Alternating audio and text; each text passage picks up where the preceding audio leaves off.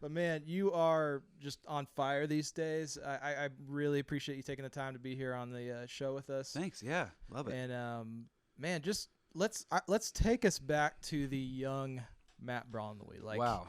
Like when did you first get into the industry? How old were you?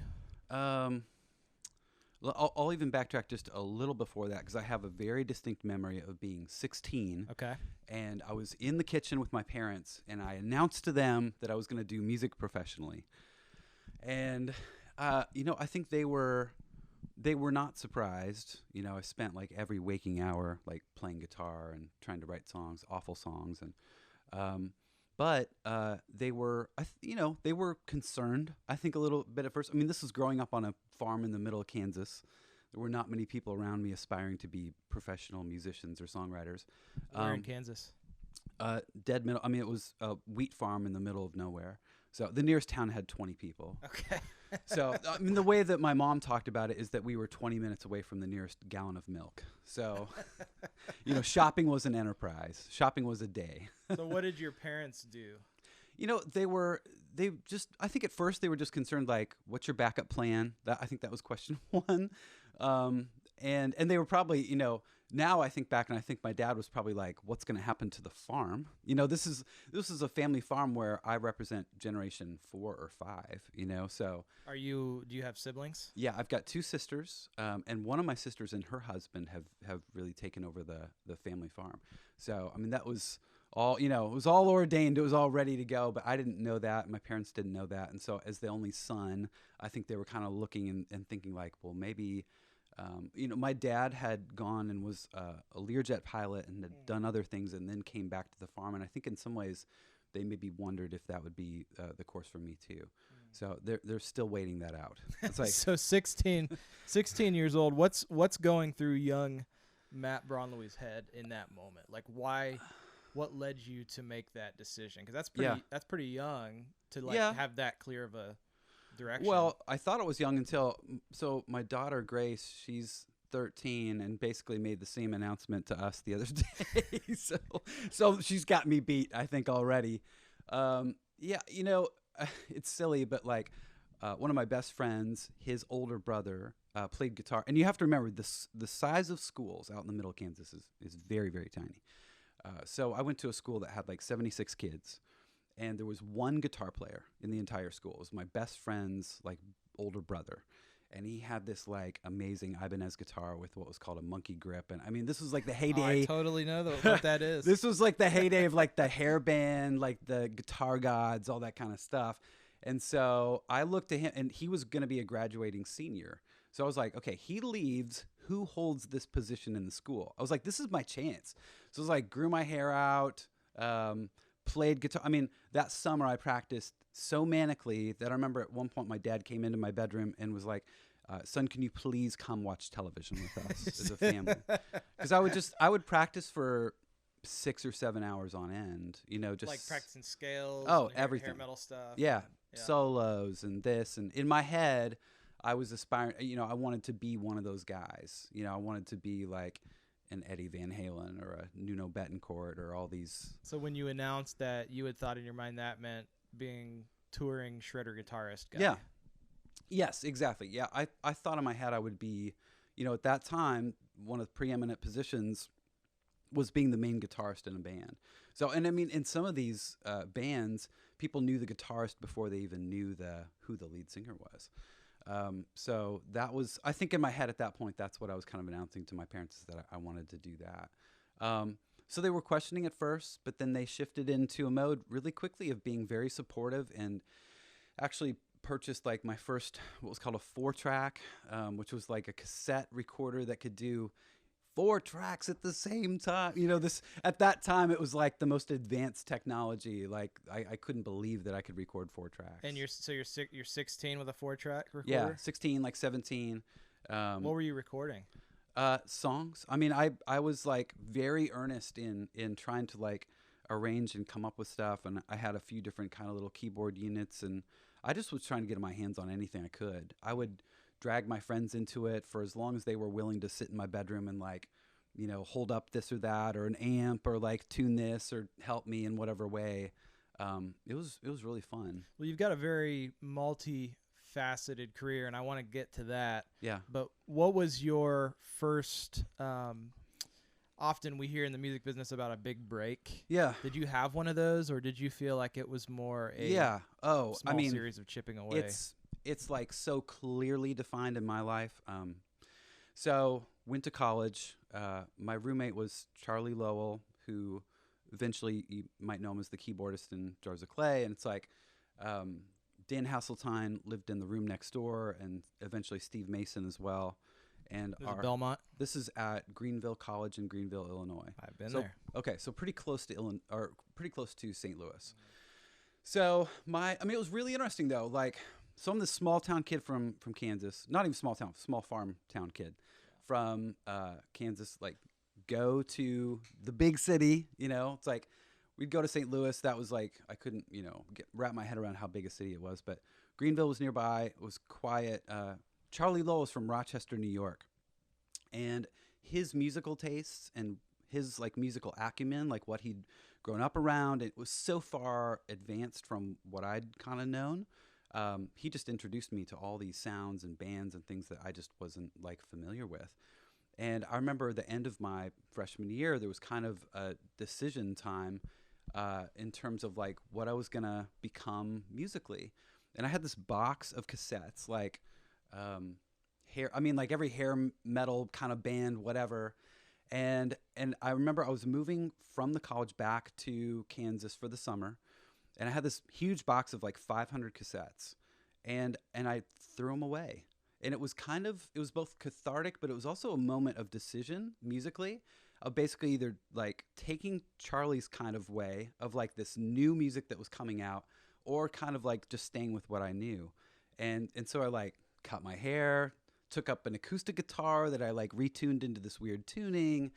I mean, I just went full bore into like this other lane, which was, and this was led by things like Jane's Addiction and Indigo Girls and like all this kind of stuff. There was this kind of movement happening simultaneously with like electronic movement, like music like versioning and like all this other stuff. And so when I came back to college the next year, got together with Charlie and Dan and Steve too. It's like, we started kind of accumulating this laundry list of musical influences, and that led to Jars of Clay.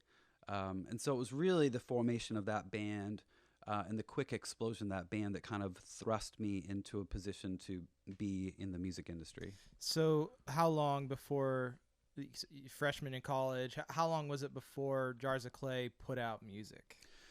So Dan and Charlie and I were doing music. In fact, I think it was our first night on campus when we were freshmen. We actually got into the attic of like it was like, I can't remember which building it was, but we like jammed. We had like a jam session and this is so great because it's like I played guitar. Dan played keyboards. He's an amazing like keyboard player. People don't always know it because they think of him as a lead singer, but he's amazing. And then Charlie Lowell played wind controller, which I think it was Darty who like played it at the time, who was like a big influence. Yeah, the choir. Yeah. So it was like watching the choir that was like really influential. What is a wind controller for people that don't know what that is? It looks like a digital saxophone. I mean, it's this kind of unit that goes down like this. It's almost like looks a bit like a clarinet or something. It's not very sexy looking. Do you blow into it? Yeah, you do, and it's like that creates the velocity. So you do have like a lot of control. You'd need to. But it's an electronic thing. It's a MIDI controller. Yeah, it's a MIDI controller. Yeah, so you can play. You could play guitar as a saxophone. Yeah, that's amazing. I kind of want to go back and like just buy one of those. Yeah, I wouldn't be surprised if like Bon Iver somebody has used one. Like maybe it's like that would kind of make sense. Totally. So you're in this attic jamming, and then what's the first thing that you guys put out? Was it like an indie EP kind of thing? So scroll to like a year later, and Jars has actually now like formed. And we begin to like write songs, and really though the huge difference maker in that kind of enterprise, we came up to spring break, and we wanted to stay behind instead of like going to all these beaches and wherever for spring break. We wanted to stay behind and record. They had a great recording facility at the college. We wanted to stay there and record something, And this is amazing. But Warren Pettit, who was the main guy there, he's like, "Listen, guys, this is probably information that shouldn't even be out there. I have no idea. Sorry, Warren, if this like, somehow gets you in trouble." Warren was like, "Listen, I'm gonna give you like a key." He's like, "You're gonna have to break into your dorms, but I want you can just stay on campus." I mean, he didn't tell us to break into the dorms. It's like we figured that out. But it's like we actually left our window open a crack, and we snuck back into our dorm rooms, and we stayed there on campus. And then we had a key to the studio, and so we lived in the studio for like the week of spring break, and we recorded what ended up being most of that first kind of record that everybody's familiar with. In the dorm now. room. Well, no, up in the studio. They had they had a studio there. So we did all this recording. That led to kind of the first Jars of Clay CD. So like Flood and all of that was. Flood wasn't on it, but there were like I can't remember how many songs were on it. 7 or 8 songs. That was used to get into a contest, a band contest that was Flood here in was. town. Or the CD was. This CD was. And so we went to, and I can't remember the name of the contest, but it was basically with CMA Week, or no, what am I saying? GMA. With GMA Week, yeah. So it was like during that week they had this spotlight competition, I think it was called, and we ended up being entered into that. We won that competition, and then it was like this. The phone was like ringing off the hook with people interested in what this thing was. So going to a week, for a lot of the listeners out there who may be younger, don't even remember what GMA is. I mean, It was a week-long, essentially music industry conference where everybody in the industry would gather. Showcases, meetings, radio interviews, hangouts, and contests, just like the one you were talking about. So that ultimately turned into a record deal then? It did, yeah. And, I think the specialness of an event like that is that every A&R guy was there. Every A&R person was present pretty much. And so, when you were performing in that contest, it was this showcase for the industry. And I think on some level, I think we knew that, but but I don't think we knew the importance of it until, it is so scary. Like I have a kind of vivid memory of being, I think I was 19 and standing in front of there and looking out into the crowd and kind of realizing like, oh my word, like these people can determine your fate, which is really, it actually is true. Like they made a decision that ultimately helped me be here today. So, that's no small thing. So this is kind of the culmination of, we've had October has been focused on music producers and spotlighting on music producers. Were you producing this stuff at that time, or were you kind of in the band and doing all of the above? Yeah, I really did not consider myself a producer. And in fact, the role of producer, I didn't even really consider. I'd been a fan of producers big time. Like there were many producers I was like, enraptured by kind of what they would do in the studio and how they would kind of get about that and how they would converse with artists to kind of get them to that place. But in terms of myself, that really didn't happen until the very first record with Plum. And I'd been doing some songwriting with her. It's like a whole other kind of wild story how that happened. But we were sitting in a meeting with Robert Beeson, who had signed Jars of Clay. And Tiffany and I were playing. I was playing acoustic guitar. She was singing. And after every song, I would explain to Robert, I was like, hey, here's how maybe it could be done in the studio. Because I knew like this acoustic guitar vocal demonstration of a song wasn't a very good depiction of where the songs needed to go musically in terms of their kind of culmination. So I explained it to him. And at the very end, he was like, you know what, Matt, what you're doing when you're talking about the vision for each of these songs is that's production. Like that's what producing is like imparting this vision. An A&R guy told you that. Yeah. Wow. And Tiffany, to her huge credit, was willing to to say like, yeah, I believe Matt can step in and make this happen. So actually Dan Hasseltine and I, it was a co-venture on that first record. I ended up having to kind of, he had some other things going on with Jars that he needed to pick up. And so I kind of had to finish out the process. And that really forced me into a place of really having to, for the first time, take control of the idea of what it was to be a producer. And for me, it's like I was looking up to people like Brown Bannister and Charlie Peacock and Steve Taylor. Like that was kind of my trifecta in terms of here in town of people that I just aspired to emulate. So from Plum record, what kind of happened next? Were the doors flinging wide open, or was it kind of a struggle to keep pushing forward? It was really interesting because it's like I actually was talking to Dave Steinerbrink who's my manager, so talking to him about this just earlier this week. I think what was really important about that first Plum record is, and to Robert Beeson's credit, he really left us to our own devices. I mean, he allowed us to really to really explore and to really dive deep and to just be experimental. And we did. I mean, we just took every opportunity to do it. And I mean, this was at a time where nobody was recording in like spaces like these. Like you had to have thousands upon thousands of dollars, tens of thousands of dollars, studios. Like it was an enterprise to do anything.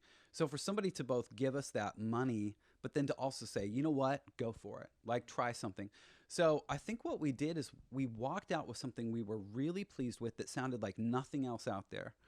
And it brought, I mean, honestly, it brought work so quickly. And I've thought about that recently. It's actually something that I want to take more hold of again now, is this idea that like how important it is to dive deep, to create art that is meaningful, but that also like pushes some boundaries. And like, I think it's so easy these days to just look at it and say like, what is going to do well? What's everybody else doing? Like, how does this line up with everything? But I think to like look at it and say like, okay, I'm going to shrug off all that. I don't care. Like, I just want to make something that's either, beautiful or meaningful or push to the edge, or like, I think it's harder to do that than it is to just make something down the line. Because if you do something down the line, you can at least look to other things and say, well, they did well, so maybe we'll do well. You can kind of use that as a home base to build off of. So, I mean, we talk about that a lot. References are great, and they're fine, but you're totally right. The exploration process, in my experience, is rare these days, just because people don't have that kind of time. They don't have the kind of budgets to really make it worth anyone's while to do it. Yeah. So you kind of take things into your own hands, which is what you've done. So, well, and in the end, I think it's just harder. Yeah. Because I think it requires two things. One is that it's not really on the back of the producer only. I mean, as a producer, I feel like my first role is to be the guy in the passenger seat holding the map, and to try to provide vision, support, encouragement. So number one, you've got to have an artist who's willing to kind of go there. Yeah. And most aren't, honestly. Like most artists, when given the opportunity, they just want to be popular, or they just want to be, whatever. But it's like, it's a rarer artist who's like, you know what, I have this passion to say X, or I really need to sing about whatever. And then to dive deeply into that, and then to have a producer who's supportive of that, it feels rarer.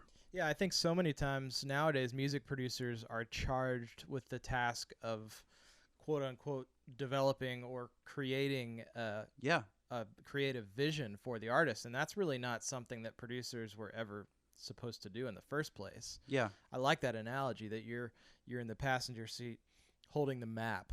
That's awesome. So between Plum and where we're at today, I mean, you've had so much success with artists from multiple genres.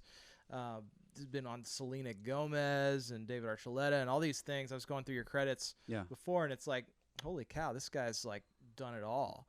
And so was it always sort of in your head to branch out of the Christian genre, or did it kind of just happen? Yeah, I think it just happened. And in fact, I was talking to somebody the other day. I have, one single out with, like on the Christian charts right now, with 10th Avenue North. But other than that, I have almost nothing in Christian music right now. And that's not by choice at all. But I will say that I feel like some of it has been fueled by what Christian music kind of has turned into, which is like, I feel like obviously the worship movement's huge. But I feel like a lot of Christians have chosen to just do mainstream music.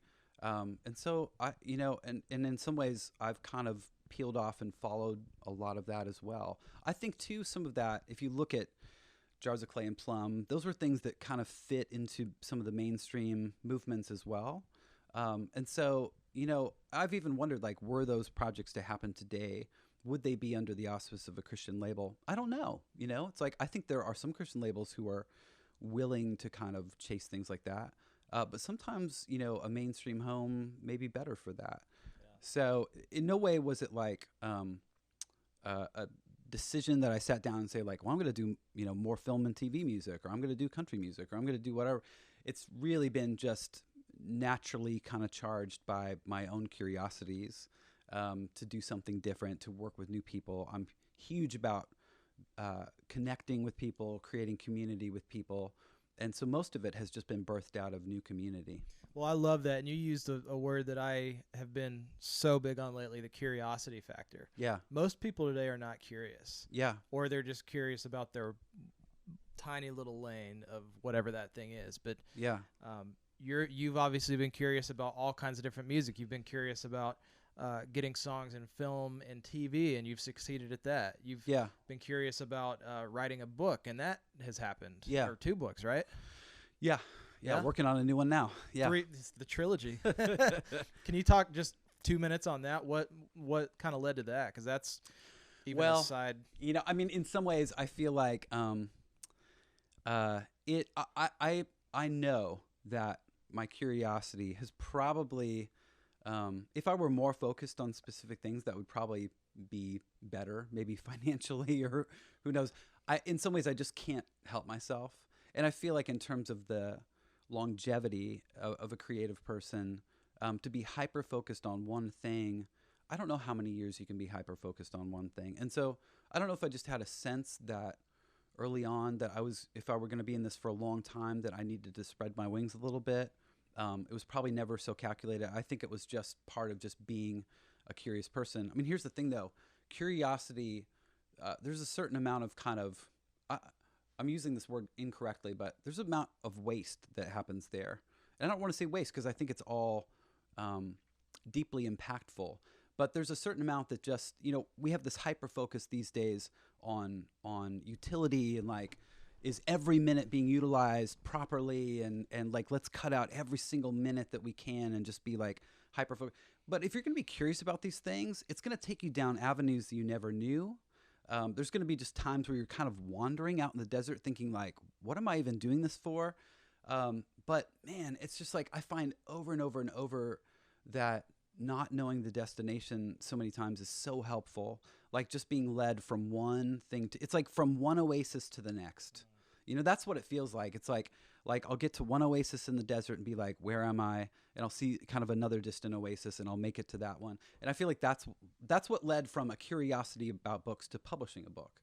You know, that's what led from being curious about screenplays to co-writing with a friend one that we're, you know, shopping a pilot for. So it's like, it's things like that I feel like are really necessary in kind of the creative journey. You know, if you're talking about your whole life being kind of part of that enterprise. Well, how many years has it been since, I mean, if you would like to reveal your age, but 16 years old, I mean, how, like.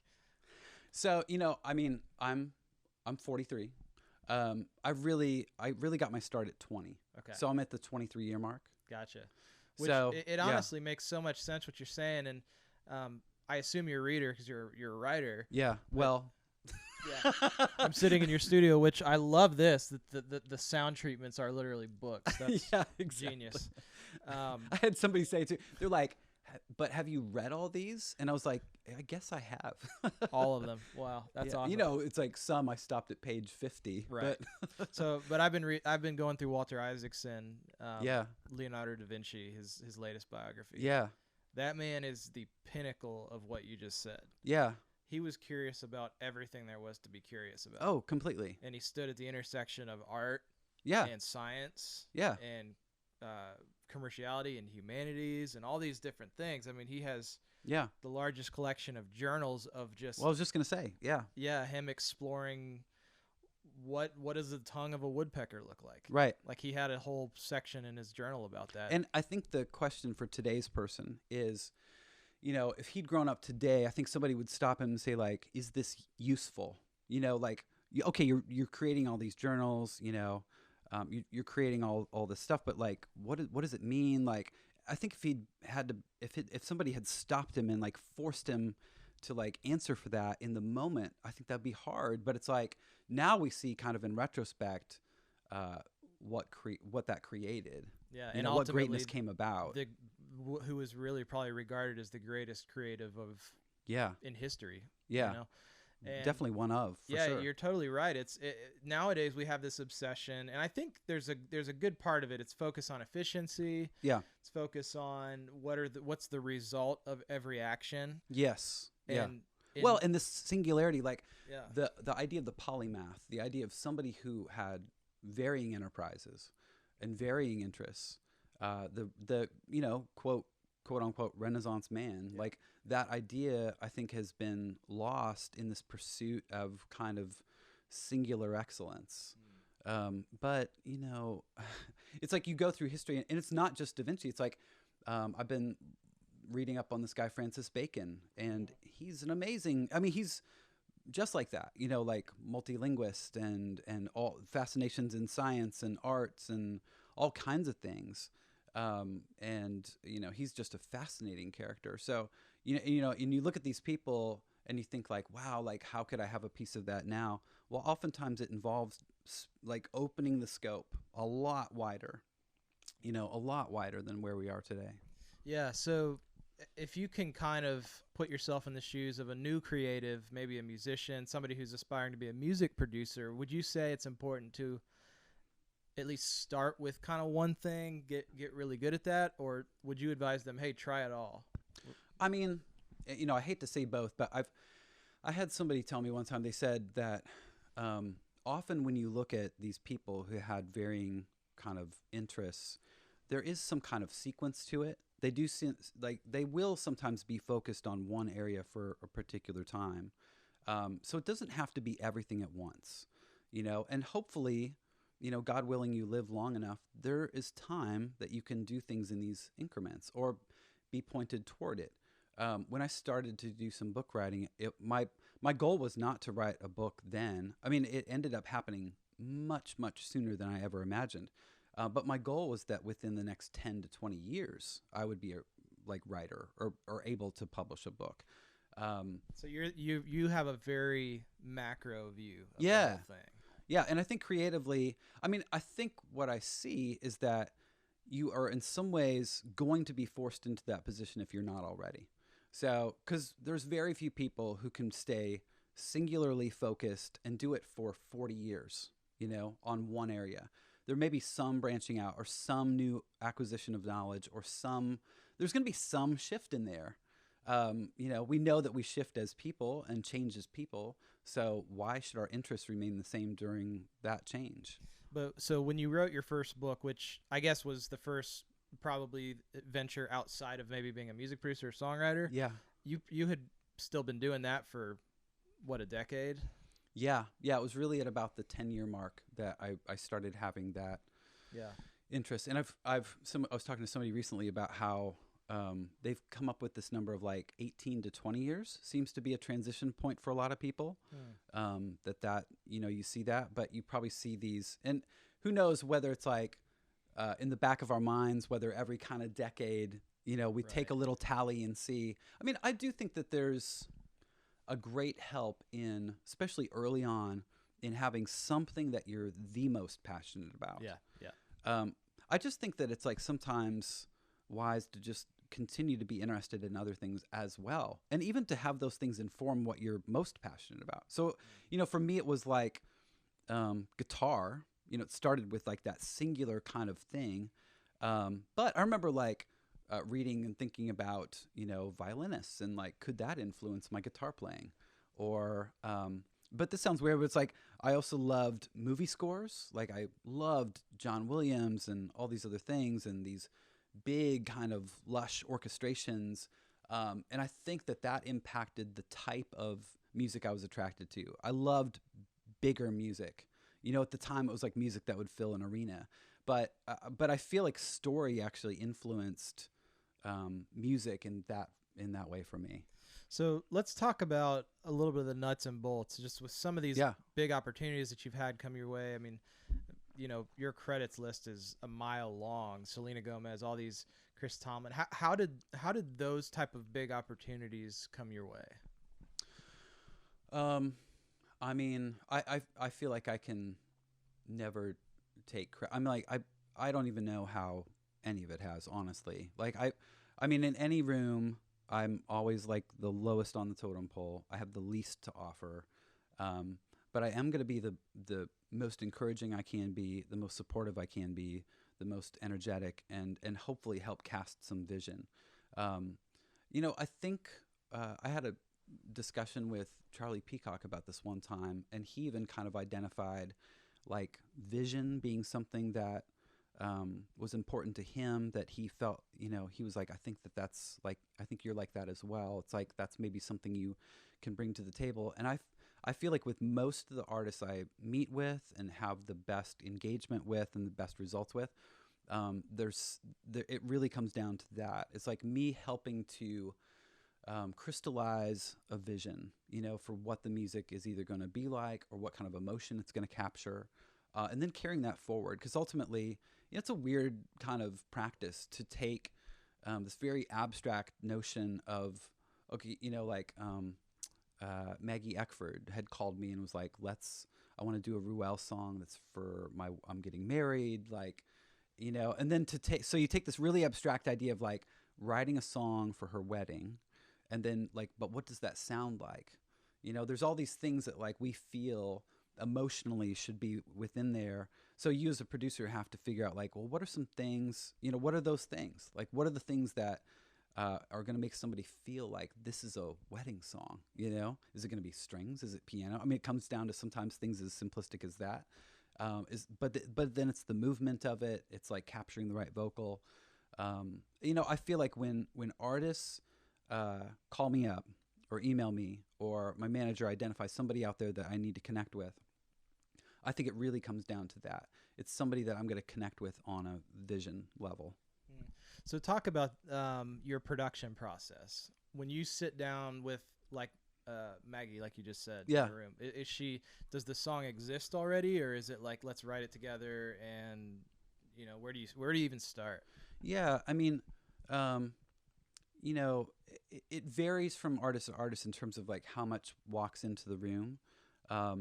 Sometimes it's a lot, sometimes it's a little. I try to kind of create whatever percentage is missing, so sometimes it's a bigger percentage than not. But I don't try to overextend that. If an artist walks in with an amazing idea, I don't try to like walk on top of something that's working. I don't try to pave over grass that's already green and flourishing. And I see that a lot too. It's like, well, I just want my idea to be on there.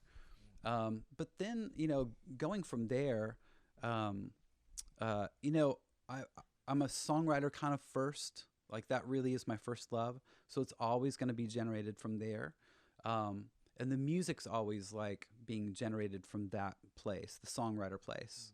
And I feel like over time it's even becoming more that way. Like if the production is not supporting the vocalist, the lyric, the emotion, whatever it happens to be, then it doesn't need to be present. But sometimes that calls for like big productions. Sometimes it's really svelte, like tight knit, very singularized kind of productions. And I think too, that's allowed some variance, to go from style to style. When songwriting and emotion are kind of your key elements rather than genre, you can jump from style to style a little more easily. So are you Pro Tools, Logic? What's your Pro Tools? I mean, I have Logic. I should know it better. I keep like every year I keep saying to myself, like, I need to sit down and take a week and just force myself to use only Logic. But it's like Pro Tools. I mean, I had Pro Tools. I had one of the first Pro Tools like units here in town. I actually acquired it from the Newsboys. Newsboys had bought like this huge system. This was like Pro Tools 4 or something like that. And it just wasn't working out for them. And so I purchased it. I think it cost me like $20,000 at the time. I mean, it was a major investment. And was it like $500 now or something? Oh, yeah, exactly. Yeah, I mean, and this was like a refrigerator case with like, ancient computer and all this kind of stuff. And at the time though, like I was like thought to be kind of crazy. Like everybody else was like, dude, like computers. And I was like, I think computers are going to get better. Like that was my gamble. I was like, I think this technology will improve. What were you using before that? Well, this was, I mean, when I first started, it was still 2-inch. And then it was like what was it, DA88s came in, and like it was like all the VCR type recording units, like those were like the big deal. And like it was like the micro cassette kind of thing. And so you kind of used all of those over the course of your production and career. Actually, I'm really glad that I had the time, especially on 2-inch when I first started, because you had 24 tracks. When you recorded vocals, you had maybe 3-4 tracks to record vocals on. If you punched in, you recorded over what you had before. So you really were forced to make very hardcore decisions. Like, do I keep this or do I? There was no undo. There was no going back. If you made a mistake or punched in at the wrong place, that was it. Like, it was just a no mistake kind of way to operate. But there was a beauty about that. You were just really forced to make decisions and hold to them. There was just no other way. So in your production process, do you carry that mentality with you today? No. Well, in some respects, yes, and in some others, no. It's like, if a vocalist needs 100 takes to get there, will I do it? Yeah. It's like, I'm not going to back off from any of that. Do I like being able to keep everything? Yes.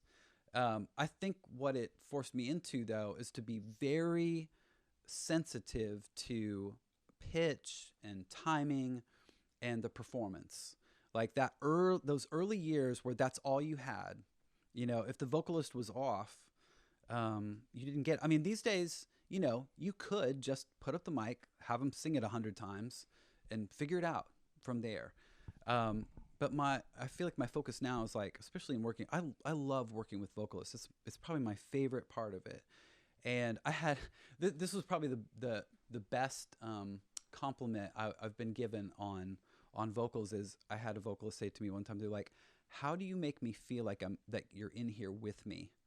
Mm. And I was just like, wow, I was like, man, I was like, that's how I feel when I'm on the other side hitting that talkback button, is that we are on the same team. Like, you are having to sing, and I get that, and I understand how hard that is, but we are both there in the booth, and it's like, I want to find every way to support and encourage, and like, how are we as a team going to get there? Like, I know you want to sound as good as possible. How can I help you get there? I feel like that's so vital and so important, and a lot of that came from those early days. Well, that's been one thing I love your work. I've looked up to it over the years, and vocals have always been so important in your production. I don't know if you think of it that way, but I do. Yeah. To me, I'm never worried if a Matt Bronlewee produced vocal is going to be great. It's always going to be amazing. Cool. I appreciate that. What's your process like? When you get the singer in the booth, are you having him do start to finish? Are you having him do sections? How do you typically approach that? It's generally sections. Not always. I mean, I've definitely had multiple times where I've just had him. If there's an emotion that needs to be carried throughout, or it's really an emotional journey from top to bottom, I'll have him sing it from top to bottom. Actually, the like craziest version of that, I did a record with Michael W. Smith where we recorded his vocal. So what we did is we took all the songs, we lined them up, except for I think there was one tune that wasn't finished.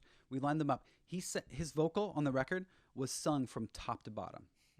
So like 9 songs back to back. That was the lead vocal. So, but it was really to just capture the essence of a certain thing. It was kind of like a dare.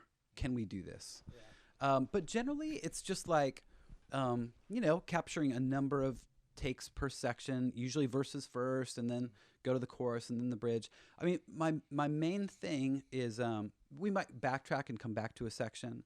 But, my big thing is just making sure that the environment is right, that the artist feels like it's so exposed. It's like vocalists will talk about feeling like they've just been stripped of all their clothes and are like standing in front of an audience. And you have to have a certain amount of empathy for them in that moment. And I feel like if you can, then you can fully support everything they're trying to do. So that's vital. Yeah. Any plug-in recommendations? Like, are there any that you've gotten lately in the past year that you're super pumped on? or software instruments? You know, I feel like contact continues to become more important to like I almost feel like it's like you're almost using sometimes Pro Tools to use Contact, or it's like there's so much within Contact instrument wise, especially if you're doing like film and TV stuff or anything like that. Are there any libraries you use within Contact that you've gotten that you're super pumped on? I'm trying to think of stuff in particular. I mean, I love the Spitfire libraries in terms of just their kind of realism and their kind of how big those libraries can kind of sound. Man, there's just so many. I mean, I get in the trap though too of accumulating way too many. I mean, already in my system there's way too many plugins and there's specific things. What is it? The RVox Wave plugin for compression I think is really great. And is that like a go-to? You can pretty much count on that'll be on everything. Yeah, I mean a lot of times. Yeah, I mean I love the Pro Q for EQ. Just being able to kind of surgically work on things a little bit. I've done a little more mixing over the last few years, and so that's kind of forced me into a place of having to think through some of those decisions a bit more. Is that just out of kind of necessity, budgets, or just the workflow? Well, everything. I mean, sometimes though it's been birthed creatively. I mean, there are sometimes. I mean, listen, if I can use a mixer effectively, I'll choose it every time because they're going to make really great decisions that I won't make. Like I would always choose that. But there are some times where there's been times where creatively. Being right wasn't always right. So, sometimes like mixers will make a correct decision, but sometimes I'll need to make a creative decision. And those can be different. And it's not because the mixer isn't creative. Mixers are highly, highly creative. I love all of them like desperately. But sometimes it's just, I'm in the room with the artist. That's a benefit they sometimes don't have. And so sometimes I can just react in the moment and push up a certain fader or move something or create a certain reverb because I've heard the vocalist talk about how they want it to sound. That's awesome. Well, Matt, I know you're a busy man. I know you're probably getting ready to work on the next Grammy-winning record today or write a book. I don't know. Might make a movie. Maybe all three. You've got a label now? Yeah. And releasing stuff under your own artist name, which is? Yeah, I've got Unsecret Music. Unsecret Music. And people can find you at? Unsecretmusic.com and wherever else music is accumulated. Unsecretmusic.com. Yeah. We'll check it out. So, man, thank you so much for sharing your story and your experience with our listeners. And we like to end these things off with one piece that if you're talking to, put your mind back in your 20-year-old shoes. Yeah. New music producer, moving to Nashville. What is one thing that you would want to leave somebody like that with who's in that position of like just getting started? I really think it comes down to like digging into like what on a gut level, like what on a purely passion level moves you. Like to try, especially this is so hard these days with the amount of social media we have, but to kind of cast aside all the kind of noise around you and to just ask yourself kind of daily, like, what am I most passionate about and how can I support that? That's good. Well, Matt, thank you so much, man. Thank you. Yeah. I love your work. Keep doing it. Mutual. Look forward to seeing what the next 20 years, 23 years will be for you. Love it.